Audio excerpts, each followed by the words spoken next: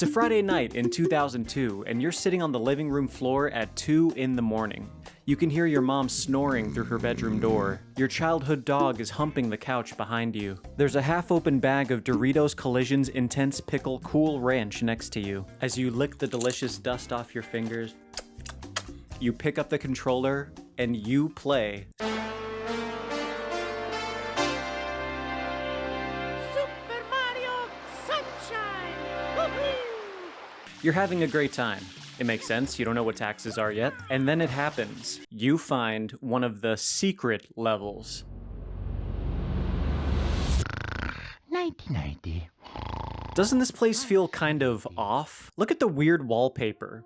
This gigantic space that we're in. It's a little dreamlike, right? It's clearly not a natural place. And it feels really strange. Like the longer you stay here, the harder it is to leave. And this isn't the only one like this. There's plenty other ones too. Today we're gonna look at the weird parts of Super Mario Sunshine. I think the developers made some strange choices when building these levels that made them way more uncanny and unsettling than they had to be. And Shigeru Miyamoto even said in an interview that he regrets making these levels necessary to beat the game. What strange things did your 8-year-old brain internalize that gave you the jeebie-heebies and the googly mooblies? Are they the reason you were bullied at school when you were a kid? No, they're not, but let's take a look at them anyways. See, the first time you come to these levels, they seem actually okay. You just hit a few jumps, do a fancy spin jump or two, get the shine, and you leave. But once you've been here for more than 12 seconds, it can give you the creepy crawlies. And they're also a huge pain in the ass. Let me explain. Reason 1, it's a little uncanny. I mean, just look at that face. Oof. Just kidding. In this level, you are all alone. There's no other people here, and there's a few monsters, but otherwise it's just Mario and his kidney stones. Throughout most of the game, you'll see the Pianta people of Delfino Island around all the time, just chilling out, working, or enabling gambling addiction, but in these levels, they're not here. There's not a green or yellow soul in sight. That was a lie. There is one of these levels that has the Pianta people there, but if you've played that level, you know the terror it holds. But for all these other levels, you're completely alone except for 1 or 2 enemies here and there. Now see, what would actually be interesting is if you find Piantas that have been trapped in these levels for like ages. They have a long scraggly beard, they have a campfire that they've scavenged, you know. They live on the monsters that spawn in the corners, they just eat them. Nintendo, write that down. More stranded cannibal cartoon characters, please. Thank you. And when you're here, you also don't have Flood, your little water backpack. This is Flood. Everybody say hi, Flood. Hi, Flood. As soon as you start the game, you get Flood, your bestest little buddy who always sounds like his nose is congested, maybe because his mom took Tylenol when she was pregnant with him. Thank you for purchasing this item from Gad Science Incorporated. He'll help you save Delfino Island, and he'll spray his fluids on anybody you want. But for these levels, Shadow Mario snatches him away from you like a 5-year-old snatching away the iPad. See, in my footage, I still have Flood because I managed to beat these levels, and they give him back to you after you beat the level, so don't mean to brag, pretty baller. He says like 8 words in the whole game, but it's still nice to have him around. I always pictured him as a soft little emo boy that you carry around in one of those baby backpacks, you know what I mean? Irregardless, that leads me to my next point. What the f? Exhibit B. It's pretty hard. Not having Flood the Chud makes these levels way harder. And you know it's usually nice to have a challenge, but my 8-year-old brain that was swimming in sugar and Captain Underpants books would start overheating and I would throw a tantrum on the living room floor. And I even found an interview from 2002 with Shigeru Miyamoto where he talks about these levels being too hard. Take a look. The secret courses were something I absolutely wanted to include, since that kind of gameplay is Mario's roots. One thing I somewhat regret is making it such that you have to clear the stage before you can advance forward. I think we should have allowed people to go to the final stage even if they can't beat it. I died 200 times, but it was fun!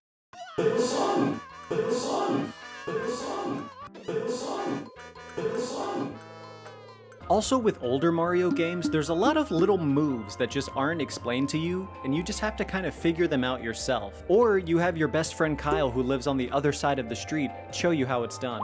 Thanks, Kyle. Like, look at this thing. What in God's name is this? Could you imagine trying to beat this as a 10-year-old? Bro.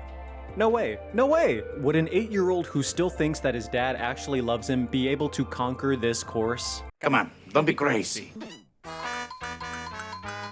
You miss one stupid little jump and they shove the clown horn in your face.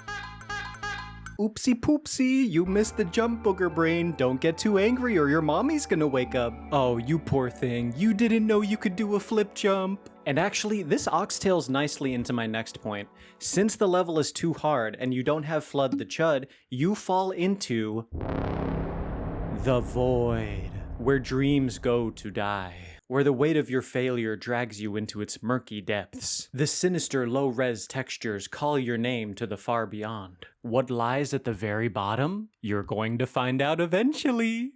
In every single one of these levels, there is a giant black void underneath you the entire time. Did Nintendo really not consider that doing an obstacle course in a giant floating room with nothing else around and a giant black pit of death underneath you at all times wouldn't be scary? That is terrifying. Just falling into black nothingness? No.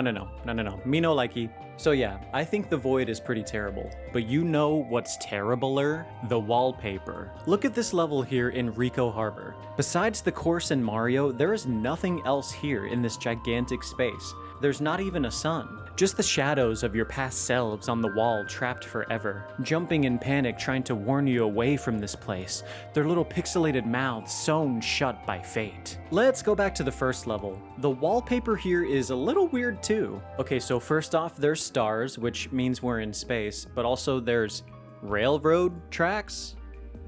Okay, this thing kind of looks like a scythe. I don't really know what that is. And while I was getting footage for this video, for the first time in me playing this game, I actually saw the trains go by. Check that out. First time ever I'm seeing that. That's pretty cool. That's actually kind of nice. I like that. Huh.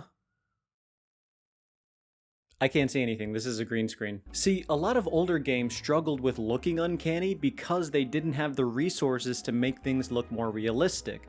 A great example is those PS2 faces that people like to joke about, how they're just kind of like taped on to the NPC. But in this case, they are actual design choices. And while I was working on this video, I found a pretty good theory for why these levels look this way. This Reddit user, I know it's Reddit, but just listen, don't click away. This guy says that the levels look like they were drawn by a 5-year-old, right? And that they could be drawn by Bowser Jr. with the magic paintbrush in the game. It makes more sense because he's Shadow Mario too, and he actually steals Flood away whenever you enter the level, right? So it makes sense that he would be able to do that. Now that's a pretty solid theory that I choose to believe, just like I choose to believe Wendy's square burgers come from square cows.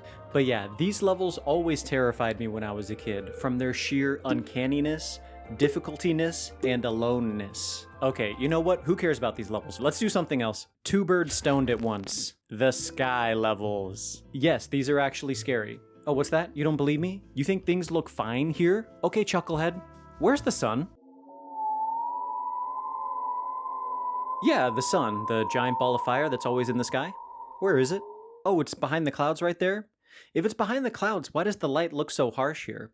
Wouldn't the light be more diffused like it is on a cloudy day? You wouldn't see such hard shadows like this. Why are we in a vortex of clouds, but there's no ground below us? Aren't we supposed to be on an island? Why is it a vortex and not just regular clouds? Why does it look like a storm is forming? For me, these levels give the same uncanny feelings that the other darker ones do. I think a lot of it really just comes from it being a giant open space and there's just nothing else around you. It feels so out of place, you know? Because even in a game like Super Mario Sunshine, you can always see where you are in relation to the other parts of the island. You can kind of place yourself in the map. But here, there's nothing. There's nothing. Look! You know, call me crazy. I just think it's weird to have a giant floating pinball machine in the middle of the sky. I don't know if I'm the only one. Also, this level was a gigantic pain in the ass. You have to shoot yourself like a pinball and grab the little red coins.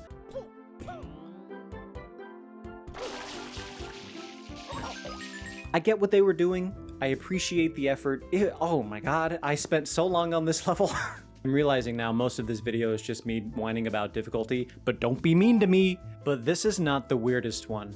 Please let me introduce you to the Sandbird. This is the Sandbird. Everybody say hi, Sandbird. Hi, Sandbird. I lied. This isn't even actual Sandbird. Look, it's just sand blocks. I don't know if you couldn't tell that. Also, look, his nose isn't even connected. There's a little space there. I won't tell anybody. So I know that they were just working with what they had at the time, but this to me is the strangest part of the entire game. A bird made out of blocks. It flaps its wings, it moves through the sky, but it's not real. Maybe they didn't have the time or the assets to make an actual bird, so they just went with this. I failed this level so many times as a kid. You spawn on the sand bird, and you have to collect all the little red coins, and he flips and he flops. You can fall off so many times, and there's no way to get back on. You're just, oops, you're dead. Oh, too bad. And if you don't get all the red coins in one go, you're just stuck on the middle pole and you can't do anything. The sandbird goes down and it like repeats the cycle, but you're just stuck up there. You can try to make it to the sandbird again, but you probably won't. So most likely, you're gonna be stuck on the pole all by yourself with nothing but you and your failures. Ah, mamma mia. Just like real life, huh? And just look at this giant blue void. Once again, it's like staring down the side of the Empire State Building or something, dude. Oh my god. But now here is the creme de la creme, okay? The eel level. This to me is the scariest level in Super Mario Sunshine. I just don't like it. Just the way it starts with you falling down into this giant dark temple underwater thing. I don't like the way Mario moves without like actually swimming. I don't like that there's nobody else besides you and the eel. I just don't like the boss music always playing in the background. It gives me anxiety. I don't like how dark it is. It gives me anxiety. I don't like how your health bar slowly ticks down. It gives me anxiety. And the only way to get more life is to pick up the coins, but there's only so many coins here, which means once you run out, it's over. Sorry, booger brain. I do like that you're brushing his teeth though. I thought that was fun.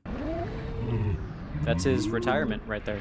Okay, that's the weirdest levels in this game. I didn't get all the red coins, so now I'm stuck up here. I just like these games because I grew up with them. I thought it was interesting that something can be unintentionally terrifying. Like, it wasn't built that way. I thought that was cool. Like, the people making the game weren't like, okay, so they're gonna spawn in this giant abyss and float down to the bottom into the mouth of the enemy.